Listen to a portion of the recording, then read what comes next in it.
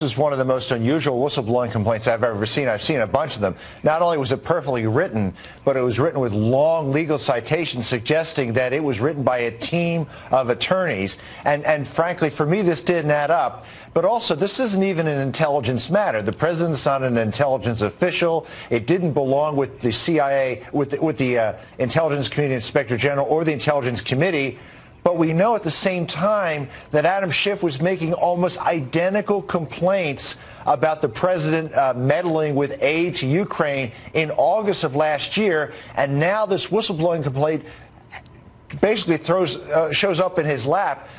I got to tell you, it looks to me like there was outside help with this. I suspect the outside helpers were Democratic attorneys for the House Intelligence Committee. And today, a staffer with the House Intelligence Committee, a Republican staffer, called me and said, I think you're exactly right. We think this was a group project. Well, Bob Barr was one of the House managers during Bill Clinton's impeachment, and he joins us now with insight. Bob, good morning. So can the second whistleblower that was just revealed provide anything new that we don't already know?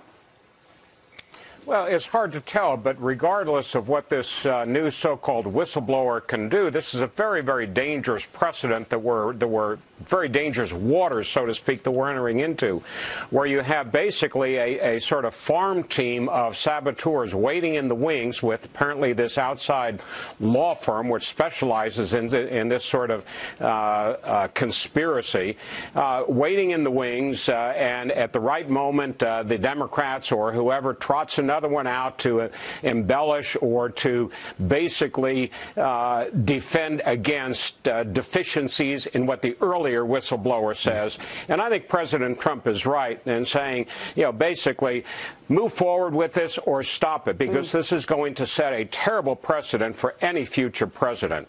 Well, sir, the press secretary releases this statement. We're going to read it here. It doesn't matter how many people decide to call themselves whistleblowers about the same telephone call. It doesn't change the fact that he has done nothing wrong. Of course, the White House says we released a transcript. I think Democrats are saying, what if not everything is in the transcript? They think there might be more to learn, or they're hoping there's more to learn from this second person.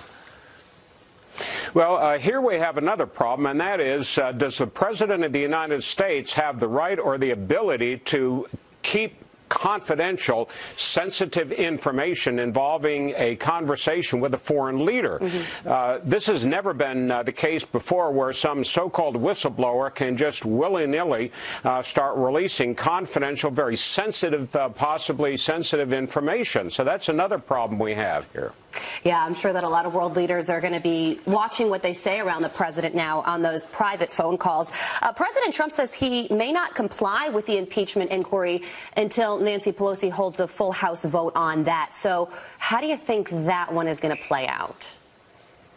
I think the president has a good point here. Every recent impeachment, President Nixon's, President Clinton's, the House dealt with the issue very, very formally, very professionally, and with precedent. That is, they filed and voted on a formal inquiry of impeachment that set parameters for the impeachment itself. They've not done so here because they want to give themselves an out in case it falls apart, and to avoid having Democrats facing re-election in pro-Trump states having to take a vote. So it's all political on the part of the Democrat, and I think the president is right to call him out. Yeah, what does this look like? I mean, if this gets voted into an impeachment and it goes mostly right on party lines, doesn't that look a little bad that, you know, that really only one side wanted to impeach a sitting president? Doesn't it look very political at that point and not really the right thing to do? Certainly it does. It's impossible to color it any other way if that's what happens, and it seems that that's the path that we're on. Now, certainly that's not likely to be the case in the Senate. You always have one or two folks that will change sides over there. But in the House, it is pure, unadulterated partisan politics. Lindsey Graham said something interesting yesterday on Fox News. He said that if Democrats move forward with this impeachment, he's going to make sure that the whistleblower testifies in public. But does that break any sort of whistleblower protection laws? Because then we will know, of course, who these people are. I don't think these are whistleblowers anyway. These are saboteurs. The traditional role of a whistleblower is somebody who sees something that otherwise would not be disclosed that relates to abuse, waste of government funds, and so forth. What we have here apparently is a whole group of individuals who have found a champion and some outside law firm that has made clear from the very start of the Trump administration in January 2017 that they are looking for information with which to undermine this presidency. This is, in a sense, a soft coup, not a whistleblower. Interesting take. All right, Bob, thank you so much for coming on this morning. We do appreciate it. Certainly.